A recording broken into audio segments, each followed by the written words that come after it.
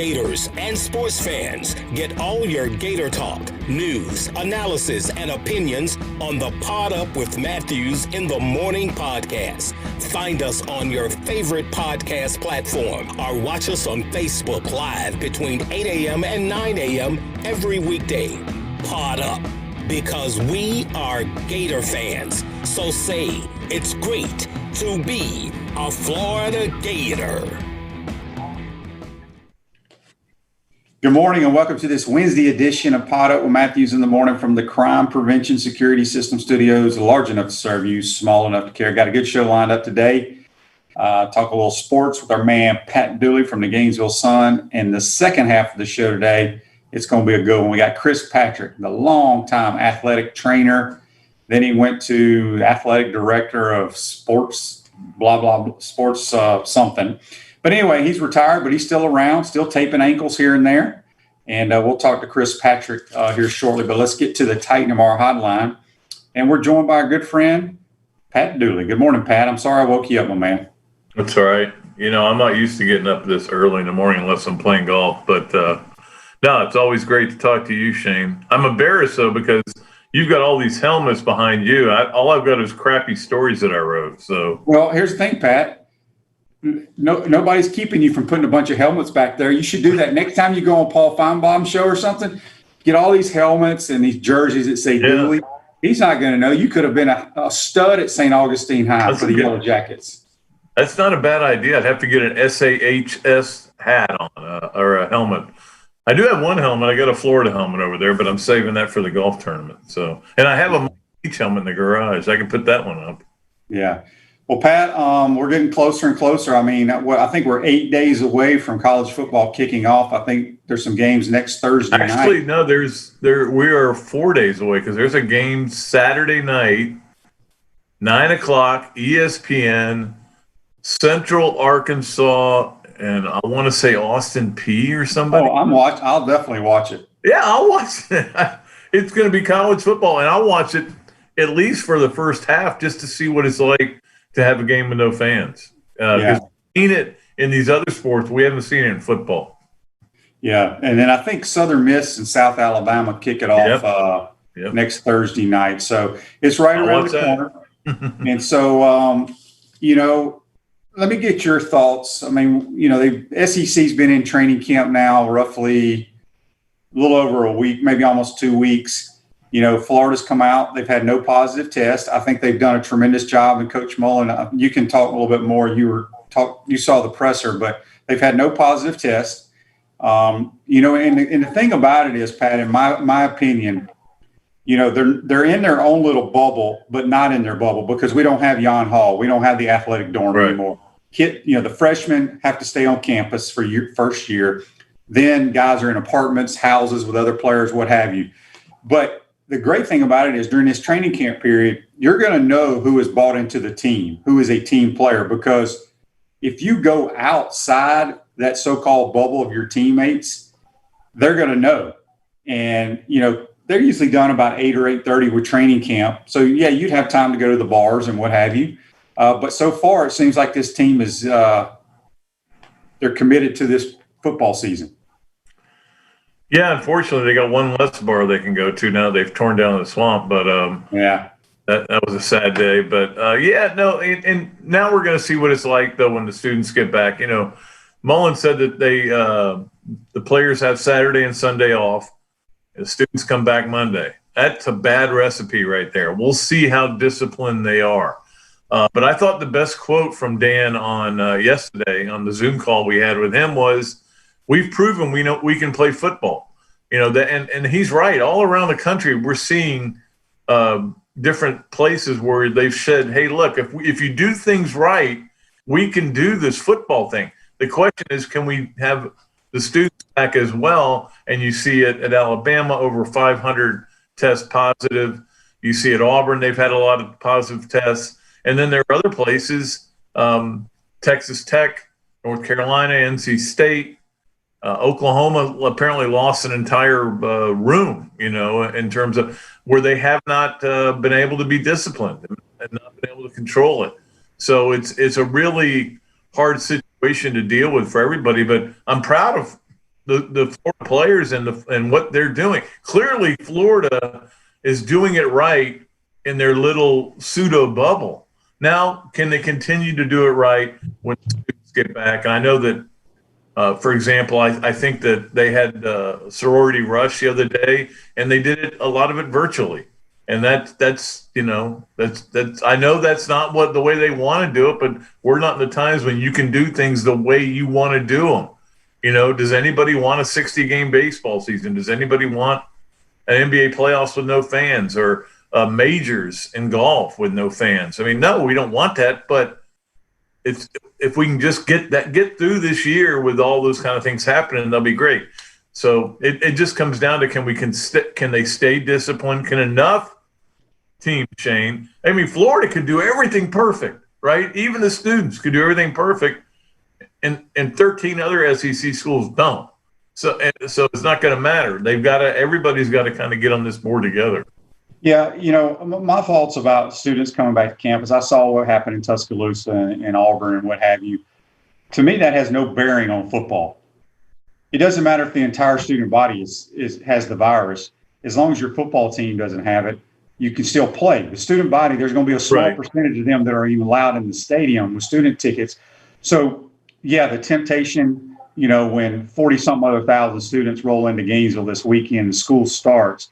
Now, I'm pretty sure the Gator athletes are doing virtual classes. They're not going to go walk into a business building or the journalism school with the regular students. They're going to be isolated doing their stuff online to keep them from the student body. So, yeah, it's all about the teams being committed to staying away from the regular student body, which, think about it, 18 to 22-year-olds, that's hard to tell them to do that.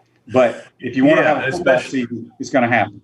Especially, that's all it takes is, okay, there's one guy that wants to go and see a girl who's finally come back to school. It turns out that she has a disease. Maybe she's doesn't know she has it yet. She gives it to him. He goes back to his room with his 3 roommates, gives it to all them. They give it out to the rest of the team. That's the problem. It's such a contagious disease. So we'll see how it goes. I mean, Shane, yesterday I did a podcast of my own. I do one. We started it back up on Gatorsports.com. And I sounded like Mr. Cheery. I was like, hey, man, we're going to play football. It's going to be a game Saturday. I'm so excited. I'm getting fired up about the schedule, the SEC schedule. And by the time I got done, stories started breaking about bad things happening. So it's almost like this has been tough on all of our mental health. I think we're sitting here and we want it to happen so bad because we love college football. That's the bottom line. Cecil Hurd on our radio yesterday was saying, man, that Oregon-Ohio State game would have been something. They're not playing football in any form, and they probably won't. I'm a big believer they won't in the spring, but we just want it to happen, and it's hard to continually go on Twitter and social media and see different things that have been happening. We're speaking with Pat Dooley from the Gainesville Sun. Also, you can check him and Jeff Cardozo out 4 to 6 on your weekdays on WRUF on the tailgate. So, Pat, I don't think I've talked to you since the official ruling with the Big Ten and Pac-12 went down. But, I don't know if you've talked to anybody or anybody from the state of Ohio. We do know that they love their football in that state, especially Ohio State Buckeye football. But can you imagine, in a couple of weekends, waking up, getting the Gainesville Sun online, living up in Columbus, Ohio, getting ready to watch the Bengals and the Browns, watch the Cincinnati Bearcats play football, and the night before you were at your local high school football game, but you won't get to see your Buckeyes play. Isn't that amazing? It is amazing, Shane. And the other thing is, I think it's one thing to cancel, and to me, the season's been canceled because I don't see them playing in the spring. I don't either. Planned yet, and I don't think I think it's because there is no plan that'll work. But it's another thing not to be told why and not to have it explained to you. And this is why the parents got so upset. They were up in arms about all this. They wrote letters, and this was all around Ohio State certainly was kind of the leaders in this. Justin Fields certainly was a leader in this, but all of them were really upset because nobody would give them an explanation. Nobody would say, here's what we know that nobody else knows. Yeah. And the fact that the ADs all wanted to play, every one of them wanted to play and didn't get to vote on it, didn't get the to be involved in it. They know a little bit. Now, I know the presidents make the final decision, but they didn't get to vote on it. But look, history is going to basically decide this later. And when history decides it, they're going to look back and go, hey, that was something to watch the playoffs between Alabama, Florida, Clemson, and Cincinnati, okay? Why was the Big Ten not involved in that? Well, Big Ten didn't play that year. Pac-12, of course, who cares about them anyway? Although I will say this, I think Oregon would have been in the playoff this year. I think they were that good.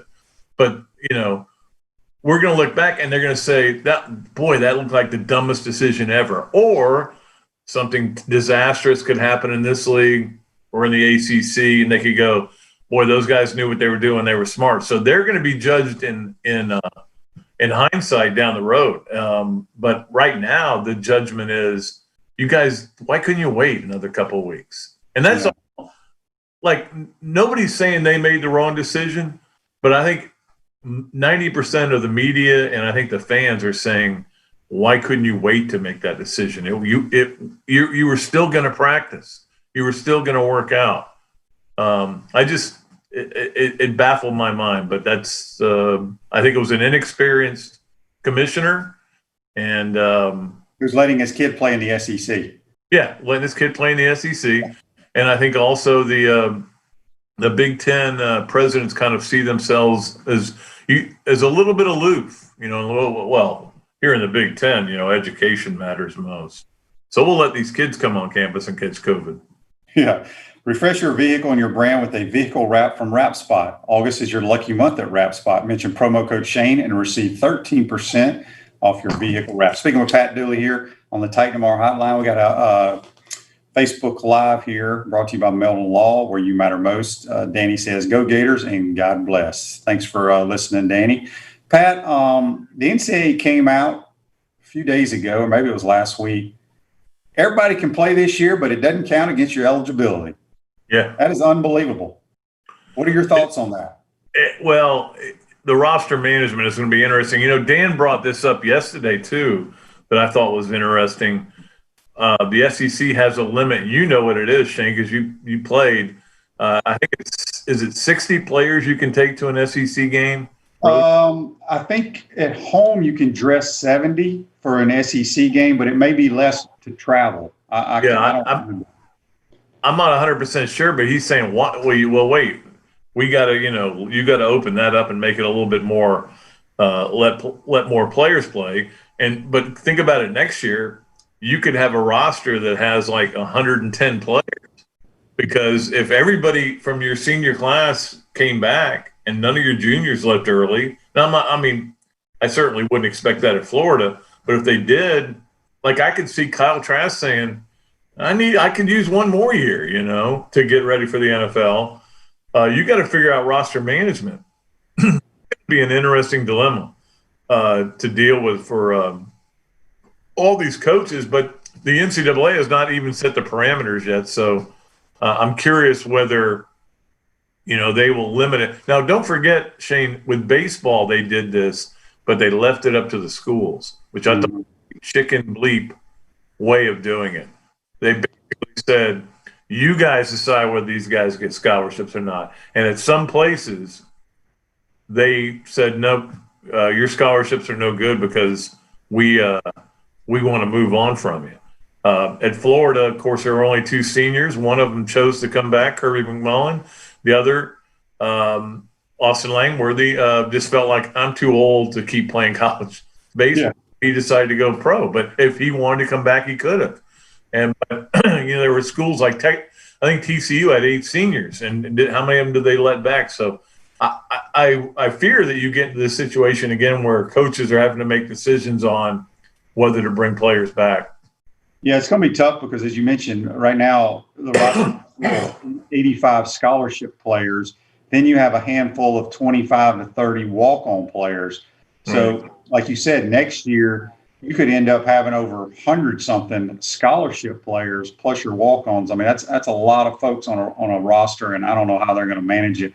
But I was just thinking of it from a standpoint of, I was talking to somebody the other day that Sam Howell, the true freshman quarterback at North Carolina last year, had a phenomenal year, threw like 38 touchdowns, a ton of yards.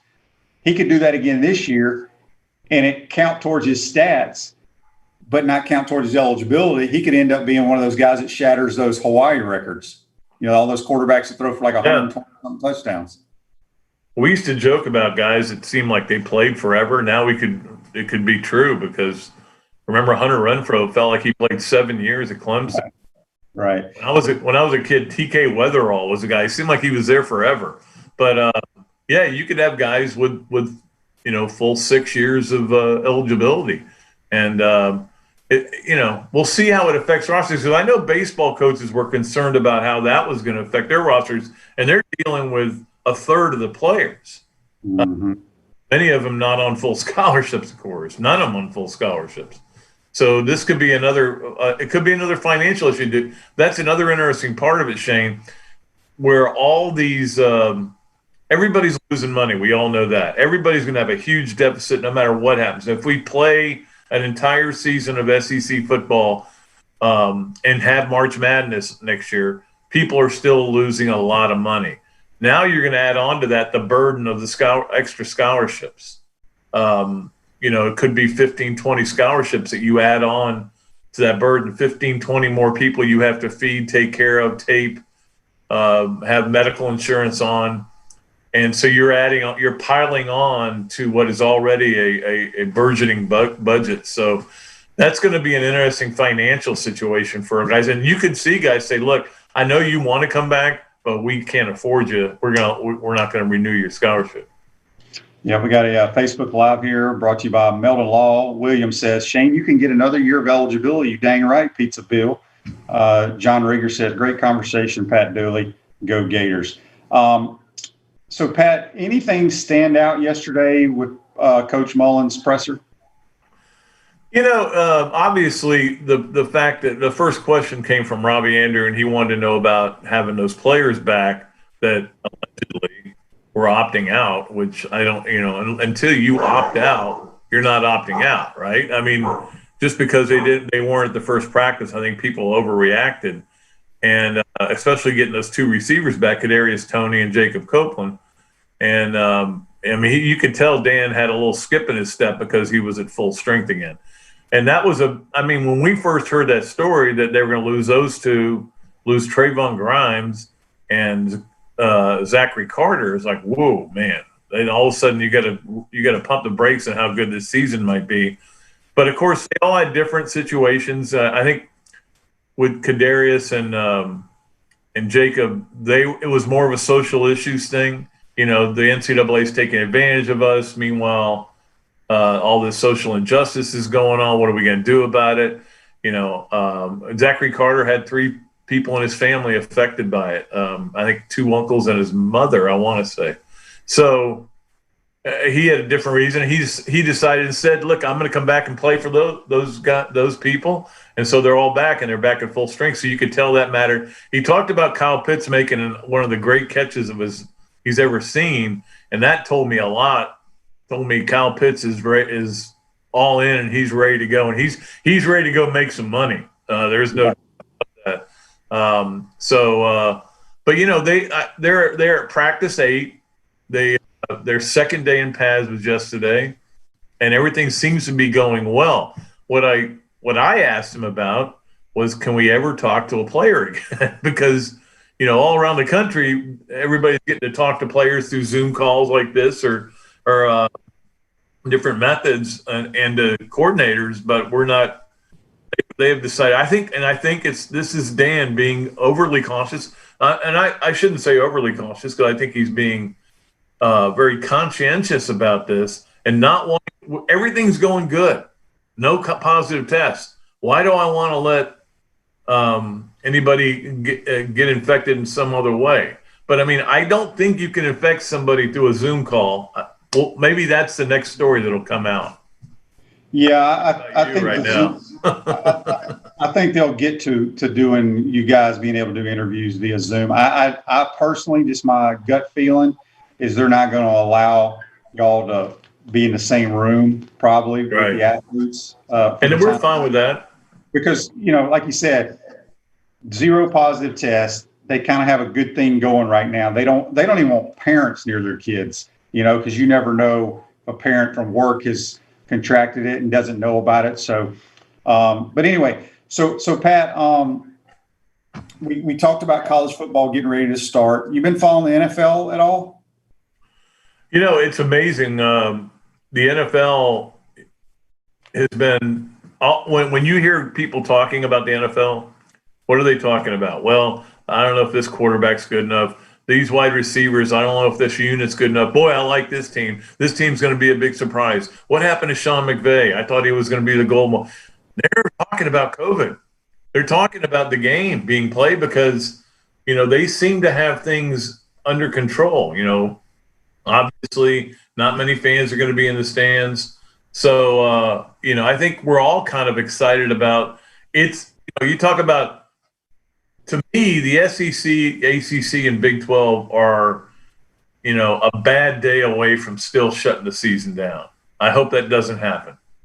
The NFL is full steam ahead, and they're play. There's no doubt about it. Now, again, we're dealing with professionals versus amateurs. We're dealing with fewer players on the field than you have in college, but they're full steam ahead, and that is exciting in a way that even if things don't go well with college, we'll have NFL coming up. So I'm excited about it. I'm ready to go. I'm even toying with the idea of getting into a fantasy league, although I got out for a good reason. I probably should stay out. All right, Pat. Well, last thing for you. Been watching any NBA playoffs or any Major League Baseball, hockey? Yeah. No, I watched the Braves when they play. They have one pitcher, and they're trying to get through with that, which is really hard. And I watch a lot of the NBA. I'm a playoff guy anyway. I don't watch the NBA during the regular season, but I love the intensity of the playoffs, and it's great to see, even with no fans, that's still there. These guys are playing their butts off. And watching Billy Donovan's team especially, I'm looking forward to – I think they play again tonight with the series at 2-2. The job Billy has done with that team, we all know he's a great coach and a great guy. And all the players, the way they talk about him as a person, I mean, I'm just ecstatic that he's done well here. I mean, I was worried when they started. I think they started 6-12. I was worried that this was going to be it for him, and I was wondering what he was going to do next. And next thing you know, he's co-coach of the year. So, interested in all of it. It's sports. I watched a lot of golf. Dustin Johnson ruined my Sunday by being 30 under. Had a lead.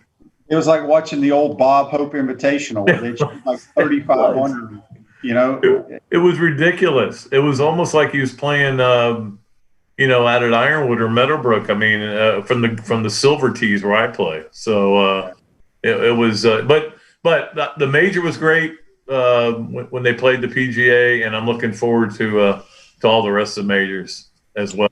Before we let you go, we got a text here on the Titan MR text line from Jim. Jim wants to know, Pat, your thoughts on the new schedule that the SEC put out. I thought they did a great job. I think my first reaction was, whoa, look at this. But, you took I think a lot of people took a quick impression of it. But when you studied it, you had to look at all the teams that they were playing.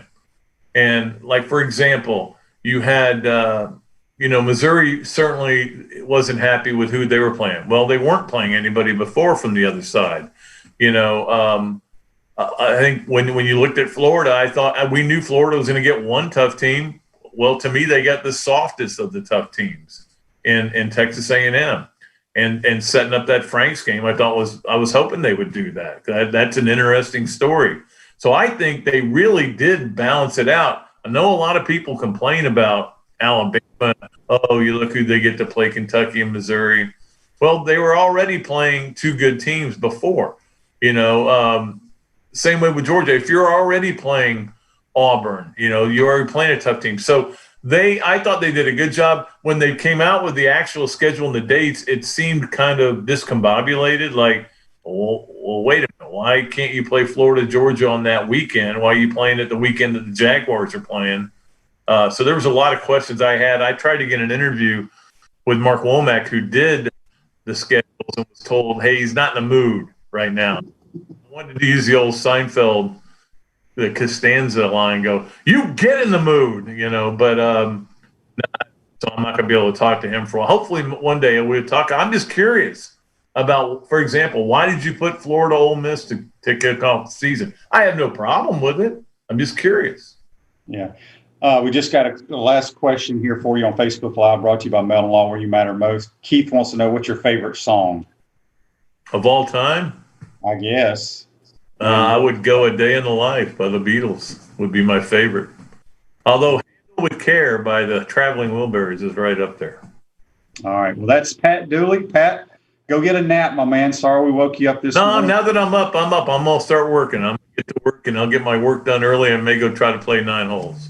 All right, buddy. We appreciate you joining the show. Stay safe, and make sure you tune in to Pat and Jeff on the tailgate from 4 to 6 on WRUF, and check out Pat's columns in the Gainesville Sun. Take care, Dooley.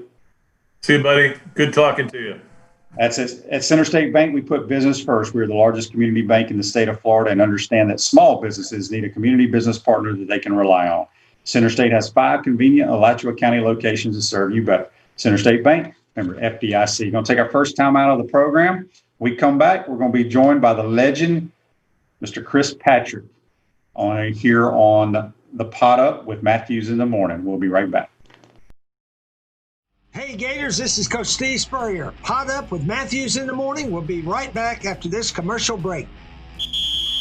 We want to take this moment to thank all our sponsors who keep the show going and pay the bills.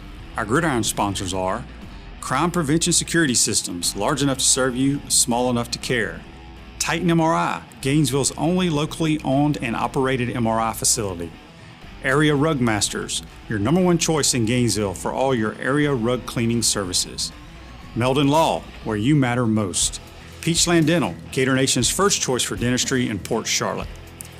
Our touchdown sponsors are Campus USA Credit Union, Celebration Point Town Center, The Digital Mortgage Guy, Adams Ribs, Gator Dominoes, Celebrate Primary Care, Center State Bank, Gator Bait Media, Davis Gainesville Chevrolet, Miapa Latin Cafe, Gators Dockside, Okido America Martial Arts and After School, Doreen Weeby Realtor, Caldwell Banker MM Parish, Radware, Style Cuts, Wrap Spot, Ironwood Golf Course, TB Financial, Chris Doring Mortgage, Meadowbrook Golf Course, Darshakow Insurance, Pomodoro Cafe, MB Listings, Big Mills Cheesesteaks, Cornerstone Financial Group, McDonald's of Gainesville, My IT Master, 84 Lumber, Tropical Smoothie Cafe, Chick-fil-A on Archer Road, Aver and Smith, Personal Injury Attorneys,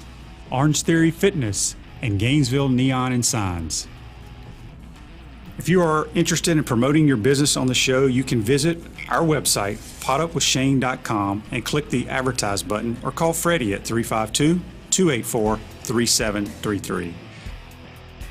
Again, thank you for all the great businesses that support the show. Please remember, if you like what we are doing here, thank our sponsors and support the businesses that support us.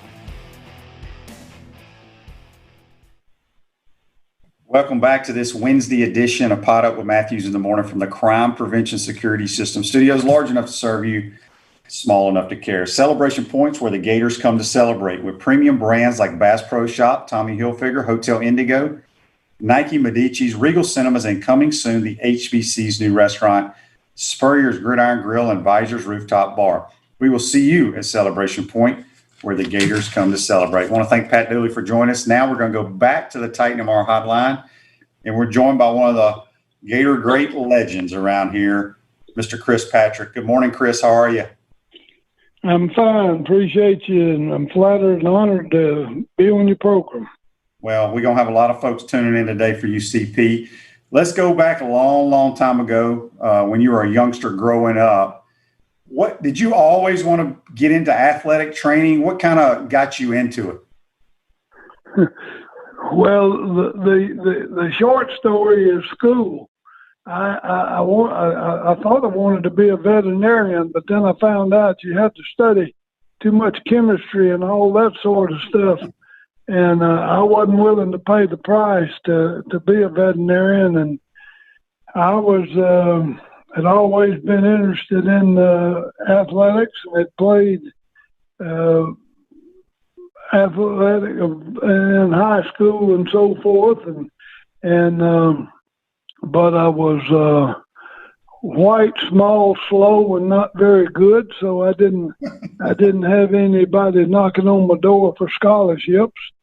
I ended up going to school at the University of Tennessee, and one day I bumped into Johnny Majors on campus, and I had known Johnny a little bit. We had lived part of our lives in the same general area, and he was telling me about a opening that they had as a waiter on the athletic training table, and wanted to know if I would be interested, and it would be something to help me with my school expenses and so forth. So I ended up getting that job, and it moved in a little later, worked in the equipment room, and then moved on down the hall to the athletic training room and kind of found my niche, I guess. And I've been in athletic training ever since, to one degree or another.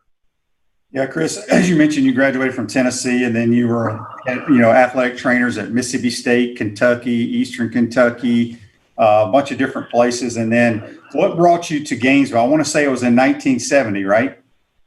It was 1970 when Coach Dickey came down. I had the good fortune to come with him. When I had been at Mississippi State and at Kentucky, I had part of my job responsibilities. I was involved in recruiting, as some trainers were in those days. They don't do it anymore, but back in those days, certain schools, the trainer was also in recruiting. Well, anyway, through that, I got to know some of the coaches at the University of Tennessee. And when Coach Dickey came down here, he was looking for a trainer, and my relationship with Doug Knotts and Jimmy Dunn and George McKinney, primarily those three guys I knew, and they went to Dickey and suggested that he hire me, and that's basically how I wound up here. Huh. So you missed being down here when they were going through all the Gatorade testing, right? That was like when Coach Spurrier was here in the late 60s. Yeah, I came right after that. I got here. Gatorade had already been commercialized and sold to Stokely Van Camp, and I was here when the episode of all the Gatorade eating through the cans was going on, and they had to change the canning system, and because of all that, we actually stopped using Gatorade for a period of time, because it was felt like, well, if it's eating through the cans, what's it doing to the stomach? But it really ended up kind of being part of the just a whole changing process, and they got it worked out, and we ended up going back to using Gatorade here at the athletic department after a couple of years or whatever. At Chris Doring Mortgage, they do mortgage lending right, helping home buyers throughout Gainesville and North Central Florida. Call Chris Doring Mortgage today, 352-244-0840. We're speaking with the Gator great trainer, Chris Patrick, here from the University of Florida on the Titan MR hotline. CP, so you get here in the 70s. The training room, if I'm not mistaken, was over in Florida Gym at that time, right? That's correct. That's correct. It was in the backside. I guess it would have been the northwest corner of Old Florida Gym on the first floor, back towards the swimming pool. And so, as you mentioned, you worked for the university, I want to say 48 years. You're still hanging around, taping ankles here and there. So you've seen the facilities change over time, and I'm sure you were very involved, when years ago they redid the south end zone training room, which, was very, very nice. But heck, you got to keep building stuff to keep up with some of these schools now. Did you have any input into helping with what's going to happen in the new the new football standalone facility? No, nothing other than the fact that Paul Silvestri is one of my former student trainers here, and he's now the head trainer with it. And I think all that fell into his lap. No, I have nothing to do with the new facility, good, bad, or indifferent. Speaking of Paul, being one of your former students, I look at all the student trainers, the student managers that worked while I was here, all the time they put in, and I built some great relationships with those guys. Just talk a little bit about what those guys mean to you, because it's kind of how as Coach Spurrier is our head coach, he means a lot to his former players. But I know those guys that have gone on and are athletic trainers around the country. You meant a great deal to them, but what did they mean to you, CP? Well, they mean the world to me, and I mean any success in life that I may or may not have had, a lot of it goes right back to them, because they're doing a lot of the grunt work and the keeping things together and being able to have those people in my life and knowing them, watching them as they go on into whatever occupation or livelihood they choose and get married and have families and so on and so forth. It's a great pleasure to keep up with them and know what's going on in their lives and so forth, and following them. In fact, I got a call from one of them yesterday, and it means the world. CP, we got a Facebook Live question here brought to you by Meldon Law, Where You Matter Most. It comes from Cal Dixon, my old center. He said, "Can CP give us a, quote, chicken or prime rib for old time's sake?" I'm trying to keep him from having a heat stroke. I'm not worried about his chicken or prime rib today. And then one of your former students, Bob Rodriguez here, says on Facebook Live, as a former trainer for CP, he was a huge influence in my college career. It's been great keeping in touch with him over the years. CP, so you work for a ton of coaches here, football coaches. And I don't want you to single one out or whatever, but was there a certain era that stands out to you the most, that you had the most fun working under that guy? Well, we certainly had a lot of fun with SOS, Stephen Orr Spurrier. Part of it was because of the fact that we won, but a big part of it was just his personality and coaching style, and the style of his assistant coaches, and the fun and gun offense, which was totally different than we had seen here in Florida, or pretty much anybody had ever seen anywhere across the country. And that's a lot of fun came out of that. That when they say fun and gun, it didn't just stop on the field or with the offense. Yeah, I agree with that. We got another one of your former students chiming in on Facebook Live, brought to you by Meldon Law. James Higby says, CP taught me and many, many others that worked under him more about planning, execution, thoughtfulness, and compassion than any other mentor I have had in my career. Not sure why he hated box tops so much, or why getting John Deere's on April Fool's Day was so hard, but I sure love him. That must be an inside joke there. Well, those are kind words, and I appreciate them. I guess I pulled the wool over their eyes a little bit. CP, we got a text here on the Titan MR text line. It comes from Daryl in Green Coast Springs. This is tough here, CP. He says, Shane, could you ask Chris who he thinks the best football player at Florida he ever saw was?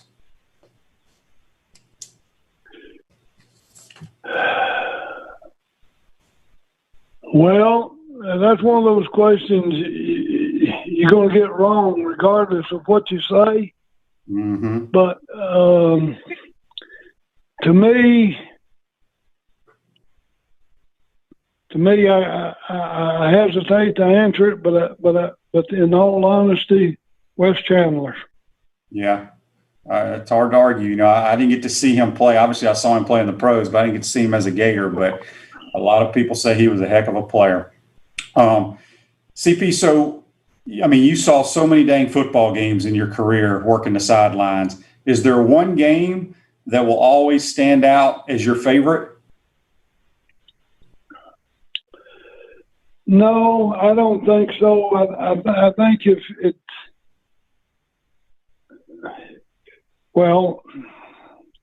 maybe the '96 national championship game.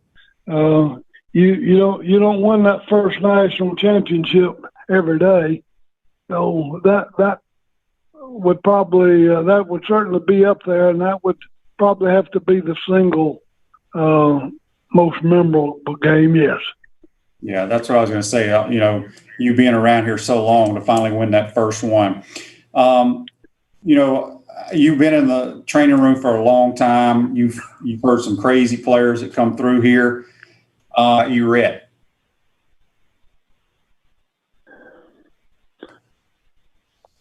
Well, I remember him. We were practicing one day at Florida Field, and I can't remember now whether he dislocated his elbow or his shoulder. I think it was his shoulder. And Otto Spangler, was the team chaplain kind of at that time, and Otto walked by, and Eric looked up at him, and he told him, he said, preacher, he said, I sure wish you'd pray for me, because he said, this about thing sure do hurt. It about broke everybody up. Yeah, but yeah, there were some others with a crushed up aspirin tablet, and so the red alligator shoes, but I can't really remember the full story. Yeah, he was a piece of work, no doubt about it. So CP, what's the one game, like, I know we talked about the Florida national championship game, but is there one game that's your favorite that you'll always remember that was in the swamp? Whether it was way back in the day or during the Spurrier or Urban era, whenever it may be, is there one game that will stand out in your mind? Well, I guess 2 years ago, 3 years ago, whatever it was, beating LSU here 2 years ago. I guess it was Dan's first year here at Florida. That one rings a bell, and of course the shock to everybody, even those of us that were a part of the program. The opening game of the 1990 season when we blew Oklahoma State out and opened the game up, and the way you and Steve Spurrier did, that was a everlasting memory as well. Wow. Yeah, that was a good one, no doubt about it. So CP, I'm curious, like you said, you've been in athletic training for so many years. Are you amazed at the difference it's changed over the years, how it's progressed? And, I remember the days back when, they used to give you salt tablets to keep you from cramping. They don't do that anymore. And just the way guys are training, the different rehab procedures. It's just getting better and better every year, right? Oh, no question about it. And it's a whole different world now. When I first got started, people learned athletic training by on-the-job training. I mean, there wasn't any academic curriculum or anything. You just went and you did whatever you did, and if it worked, it worked. If it didn't, it didn't. And you just pick up the telephone and call Joe Blow and say, Joe, I've got an athlete here that's such and such. What do you do with it? And then you try to mimic it and follow it. And now it is so in depth and so scientific, and it's a whole different world. And it's really come a long way. I go over, or before the COVID, I would go over to the training room once in a while, and I'd see them doing different things, and I'm like, what in the world are you doing?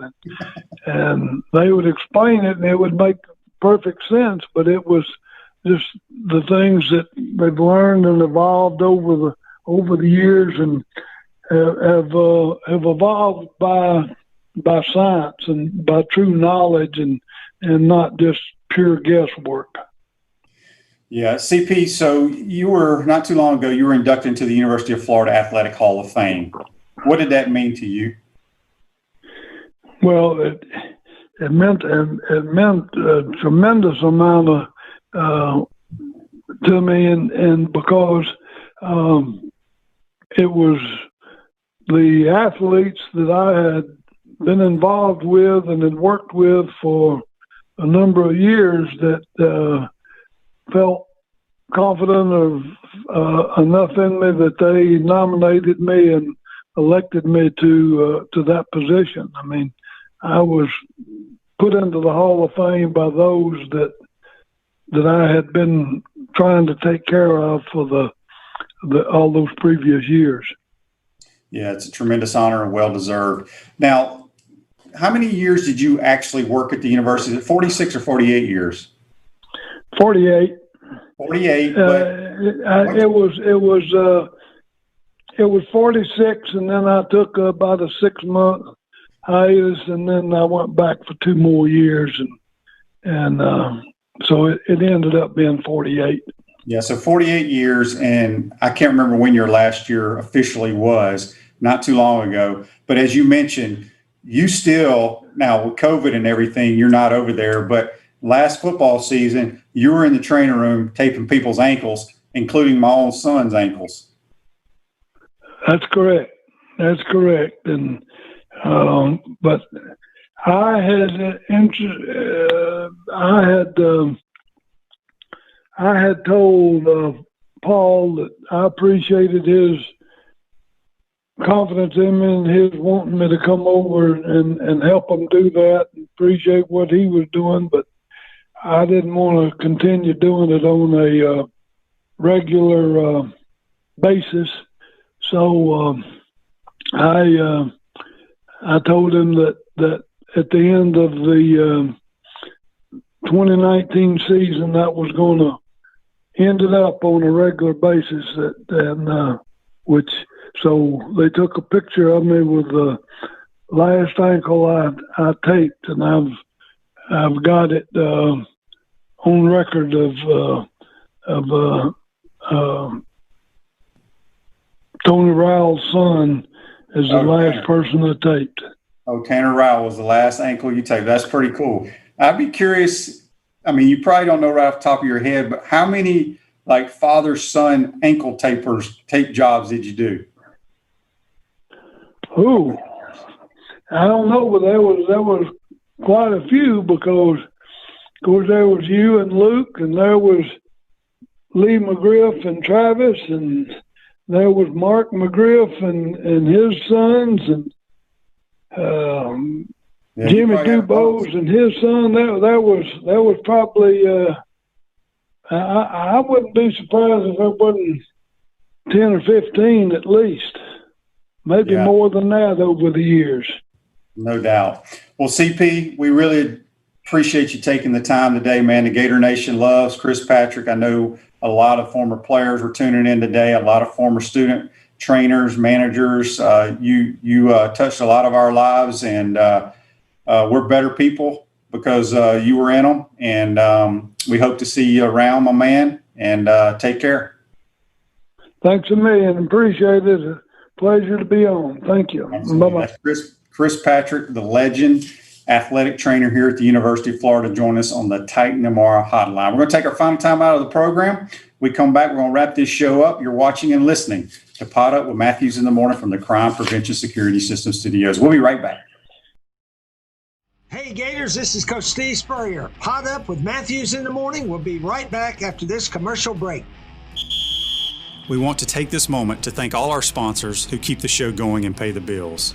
Our gridiron sponsors are Crime Prevention Security Systems, large enough to serve you, small enough to care. Titan MRI, Gainesville's only locally owned and operated MRI facility. Area Rug Masters, your number one choice in Gainesville for all your area rug cleaning services.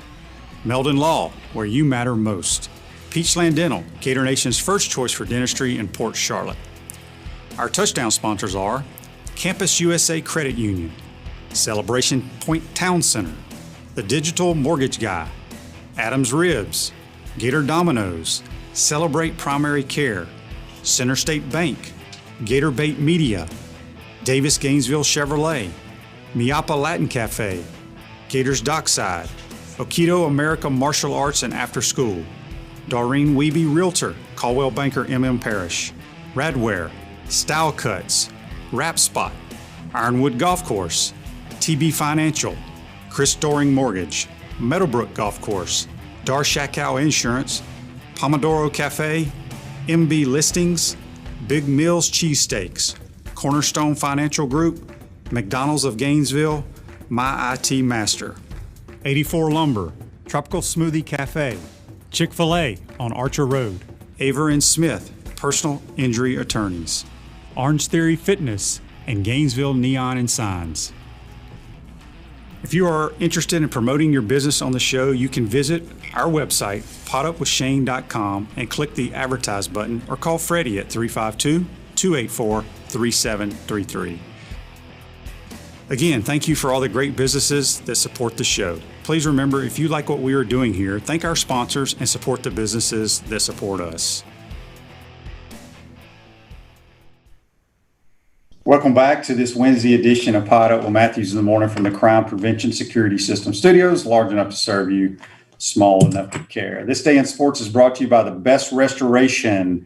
Fires, hurricanes, or leaking pipes, whatever causes havoc in your home or business, call the best at the Best Restoration. 352-353-0768. In 2014, Burger King agrees to purchase the Canadian donut chain Tim Hortons for $11.4 billion. And the reason I brought this up was Tim Horton was a NHL hockey player and a businessman. But Tim Hortons up in the New York area, Canada, and wherever is equivalent to Krispy Kreme.